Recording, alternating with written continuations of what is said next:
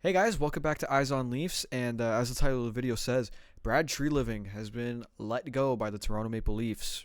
Big news. We're just going to move straight over to the statement here from Keith Pelley. Throughout the course of the season, there's been deep analysis into both the current state of the Maple Leafs organization and the direction needed to achieve the ultimate goal of delivering a Stanley Cup championship to the city, said MLSE President and CEO Keith Pelley. Brad Treliving is a man that we have deep respect and appreciation for, both as a hockey executive and a person, but it was determined that the club must chart a new course under different leadership, something we've been hammering on for a while now. The organization is grateful for all that Brad has contributed in his nearly 3 years with the Maple Leafs, and we wish him and his family the very best. And then they go into what his tenure was like. He was hired in May 2023, just under 3 years with the organization. Club has compiled a 139, 92, and 27 record and includes a playoff record. I feel like that was unnecessary for them to add in, but they added it in anyway. Yeah, we wanted to do a podcast for this one, but the other guys weren't available tonight. They fine with me doing a video here, so we'll try and do a podcast at some point this week, probably after the press release that's supposed to happen tomorrow. I'm recording this Monday night, but yeah, this news just drops at like 8:45 on a Tuesday, or sorry, Monday. I'll get into Brad Treliving's tenure and his moves a little bit later. Actually, we'll get into it now, and then we'll get into what I think this says for the organization and how I feel about it. But Brad, I think, started off decently. We'll take a look at a few of his moves here. To start, kind of going back to his first off season here with a lot of these signings. One of his first big moves was getting the Austin Matthews extension done that Matthews is still currently on. He signed Tyler Bertuzzi and Max Domi that offseason, which, was good. Bertuzzi and Domi both that season were a little slow, but, towards the end of the year, they really put things together, especially when they got on that line with Matthews, and they both had pretty productive years. But overall, that season wasn't great for the Leafs. It was a bit of a step down from the year before. There were a couple guys like Simone Benoit that he picked up. They brought back Samsonov, whatever. That offseason there was pretty interesting. The John Klingberg signing, another one that was disastrous. That I feel like that's kind of been a hallmark of Brad Treliving's tenure, is just decisions that maybe look good in the moment, but don't age very well. The Klingberg one I don't think ever looked very good. That was a bit of a panic move for the defense, but we'll get to some of the moves that maybe were a little more on the bad end later. But his second off season was where things actually looked pretty good, and I think a lot of the fan base was actually kind of up on Brad that off season. He brings in OEL, brings in Tanev, brings in Stolars, three guys who were big pieces of the team the next year. Brings in Craig Berube that off season as well, with the kind of bring a new identity to the team. They give the captaincy to Matthews, which everybody has a different opinion on that, but it undoubtedly was a big change. And another pretty good move was re-signing Joseph Woll. Thank God he's on that contract, because he would have made a lot more if they let him go to restricted free agency the next year. That offseason was pretty good. There were a few really good moves in there, at least for the next season. Like Tanev was so important, and we've really felt the loss of Tanev this season. It's been very apparent how much he meant to that decor last year. OEL has arguably been the Leafs' best defenseman this season. Again, this offseason really was I think this was the high point in Treliving's tenure, at least with the fan base, and everything after that just kind of fell apart.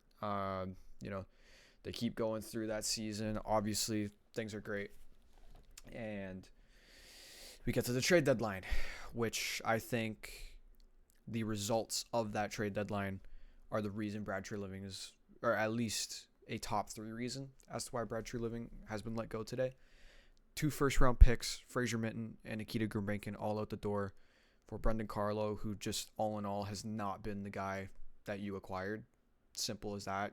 This isn't the same player that was in Boston. I don't know what happened, but this just is not the same player that they acquired. Simple as that. And Scott Lawton, who I did make a video before the trade deadline that never ended up going out just because I had to re-record it a bunch of times and whatever. But Scott Lawton was a guy I kind of wanted them to keep. Besides the point, they moved off of him for a third-round pick. Conditional turns into a second if the Kings make the playoffs. Whatever. You know, it's bad value all around, and they gave up a lot that deadline to fall apart in the second round. And those were the type of moves that when you make those moves, you have to win, because all in all, those moves weren't great. And he paid the price for it by losing his job today. We go into the next offseason. The Tavares deal is pretty good. Matthew Knies deal is pretty good. I feel like, honestly, the strongest part of Treliving's tenure was the contract negotiations for the most part. He did get some pretty good value on guys, again, like John Tavares. That $4.3 million is pretty good. The Matthew Knies deal is pretty solid. Matthew Knies has struggled a bit this year in terms of goal scoring with injuries and everything, but still is producing. Will probably hit 60 points. And, we can look back again. I mentioned it earlier. The Joseph Wool deal was a pretty good bet from the Leafs earlier this season. I feel a bit weird talking about the Anthony Stolarz contract because he's had such a weird season, but we'll have to see how that goes. I don't even think Stolarz is going to be on the team past this year anyways. But actually, I do want to shout out, the Dennis Hildeby extension as well. That was a pretty good move, I think, by the team. But yeah, there's just been there's been a lack of a vision, I think, past last year's trade deadline from Brad, and they need a new voice. I've never been the biggest fan of Brad Treliving. Just looking at his tenure with Calgary, like, it was never that great, and that kind of extended into the Leafs' tenure. Looking past signings, trade wise, it has not been that good. His first trade deadline here was okay at best. Like, they got Edmondson and Lyubushkin, which were kind of just, to me, those were deals of like, well, we can't do nothing, but we don't want to invest too much in this team because that team wasn't that great. But we look past that. The Brendan Carlo and Scott Lawton deals are just, they're abysmal looking back at it. They did not handle these trades well. Brendan Carlo was a bit of a panic trade, I think, and you could, again, that's on Brad Treliving for not being, I don't know if I don't want to call him not proactive, because we know Brad Treliving calls everybody, but it was reported not that long ago, and I can't remember by who. I'm sorry, whoever reported this, but that Brendan Carlo deal started materializing at around 2 p.m. On that trade deadline day. That's insane, and that's why they got rinsed by giving up only a top 5 protected pick instead of top 10 or top 15. They panicked. They panicked, and they knew they had to add someone because they didn't pull the trigger earlier. And it happened again this trade deadline, just on the other end of things, where they got screwed in a lot of deals here. Like, we were talking about how Bobby McMann could have gotten a similar return to Kiefer Sherwood, at the very least, 2 second-round picks, and you get a second and a fourth. Second and a fourth is still okay for Bobby McMann, but maybe if you traded him earlier, you could have gotten something better. Scott Lawton, they only got a third-round pick for Scott Lawton, which, like, listen, I know Scott Lawton's not, anything crazy, but I look at a guy like Nick Dowd. Nick Dowd went for a second and a third. That's a pretty similar player to Scott Lawton, who was having a relatively similar season to Scott Lawton prior to that trade deadline. Again, this is a situation where I think if the Leafs decided earlier, or, maybe we're a bit more proactive in deciding, we're going to be sellers and we're not going to be slow about it. We're going to be quick on this. We're going to get our value and we're going to do it quick. If that was the situation, I think they could have gotten a lot better value at this trade deadline. And unfortunately, that wasn't the case with Brad. They took it slow, and they paid the price for it by not getting top value for everybody, maybe besides Nick Waugh. I think that was the only guy they got good value for this trade deadline. And they could have, honest to God, traded more. And I don't understand why they didn't. They said, league interest just wasn't there. But I don't know. I feel like that's a pretty lame duck excuse for what transpired. And the other big point I want to step on for Brad is just last year's offseason as well. Obviously, they lose Marner, and I don't even pin that blame necessarily on Brad. I think he tried to do everything he could to get value for Mitch Marner before before last offseason. We know about the three-way trade last deadline. We know about him kicking tires with Vegas the offseason prior for Shea Theodore, and Vegas basically hung up the phone and laughed at the Leafs. But we don't know much more about what he tried to do, but where there's smoke, there's fire, and I imagine they did try very hard, at least, to move off of Marner. And again, I'm not going to pin the blame for them, only getting Nick Waugh back for Marner, but what they did besides that to try and replace what Marner left, I think just wasn't good enough. Matias Maccelli has been fine, but not that player, and they didn't give up much to get Maccelli, but I don't know. Maccelli's been okay. Dakota Joshua, I like Dakota Joshua, and I want him to continue being a part of this team, but that's a fourth-line player. That's not going to replace the, and they don't need to have one guy that replaces all the production of Mitch Marner, but that's not going to really do much. Nick Waugh, I like Nick Waugh. I was fine with the Leafs even keeping Nick Waugh. Not the package they got. I'm much happier with that than if they kept him. But if whatever league value wasn't there for Waugh or whatever reason, I would have considered keeping him. But again, third line player. That's not really an impact guy. They needed another impact guy, and we've seen it this year. Matthews and Willie can't do everything, especially with Matthews not really having the season that we were all hoping for. It was just, I don't think it was enough. I don't think Brad did enough. And in the words of Keith Pelley, they needed a new vision. They needed to chart a new course with new leadership. And we'll kind of get into that next, I guess. We know this is going to be a very pivotal offseason for this team. There's been talk about big changes are going to come. I think Brad obviously is the start of that, but I think Craig Berube should probably be next up. I'm assuming he's probably gone, and they're just letting him ride out the rest of the year, because it doesn't. What point is there in bringing in a new head coach right now? But yeah, I think a guy like Doug Armstrong is a big possibility. There has been some rumblings about that, and him possibly coming to the Leafs, or just leaving in general from St. Louis. I think Jim Nill's contract is up as well. That's another name, if I'm the Leafs, I would look at.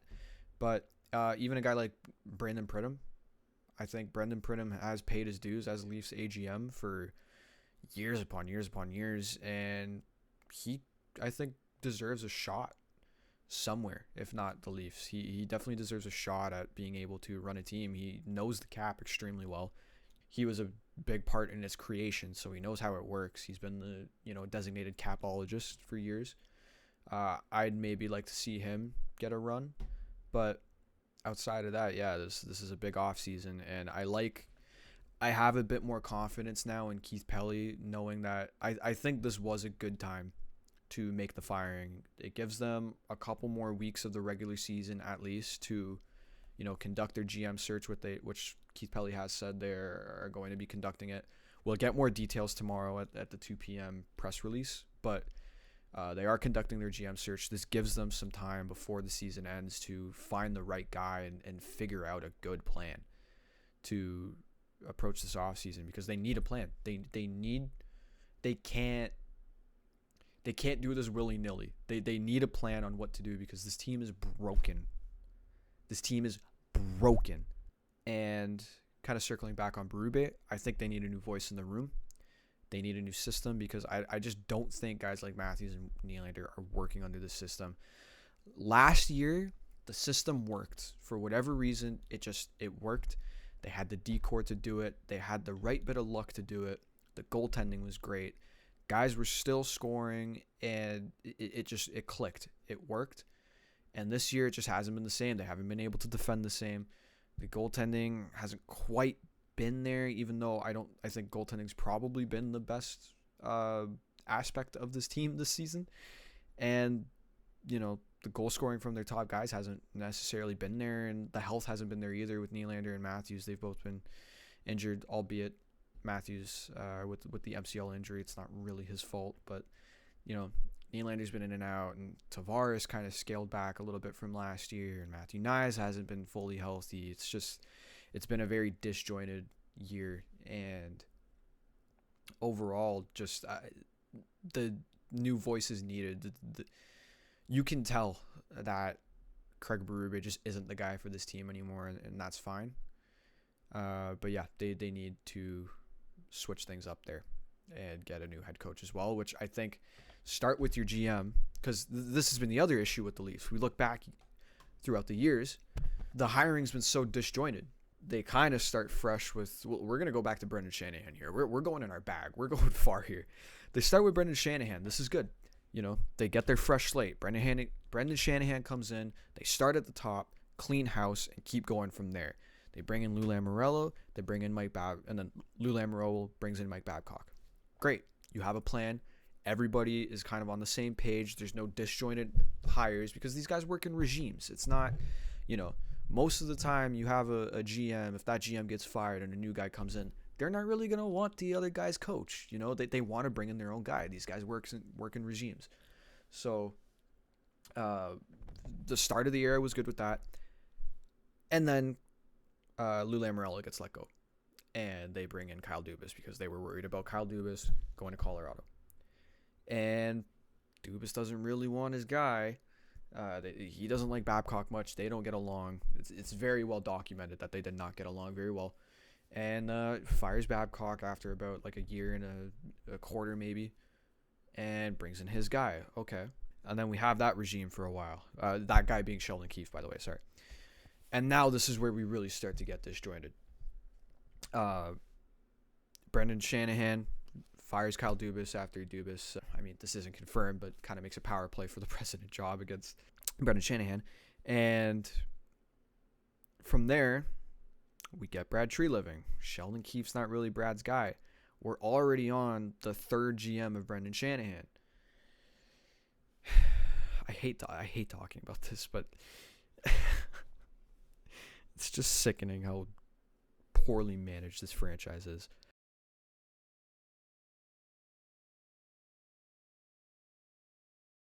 Yeah, we get Brad Treliving after about a year of him and Sheldon Keefe, who allegedly had great chemistry, and they, spent however long in a room together hammering things out.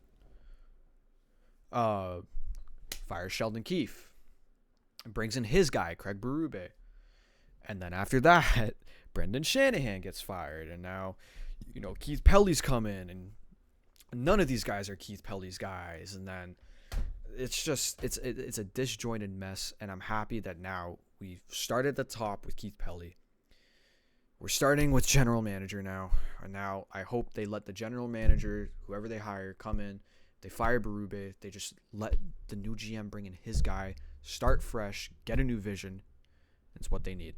This is why I have more faith in Keith Pelley now. I'm not going to get too much into player stuff, what I think should happen. Those are conversations, I think, for later. But for right now, the Leafs are conducting their GM search. And I'm sure we'll find out within the next couple of weeks who the next general manager of the Leafs is going to be. And all we can do is pray that he's a little bit better than the last guy and can actually lead this team to success next year, because the pieces are there. You can see it. They just need the right guy to put them together. And they need the right guy to, fill in the holes and fill in the blanks of what's really missing. And Brad Treliving was not that guy. They panicked trying to get a guy who had experience in a bad GM crop instead of just going with the best guy available. This time around, go with the best mind available, because there are complex problems with this team that not any GM can solve. You need someone smart. You need someone serious. and you need the best guy for the job. Not some Nepo hire. Not a guy you know. It can be a guy you know, but not just the guy you know. It needs to be it needs to be an elite hockey mind. And I hope they make the right decision.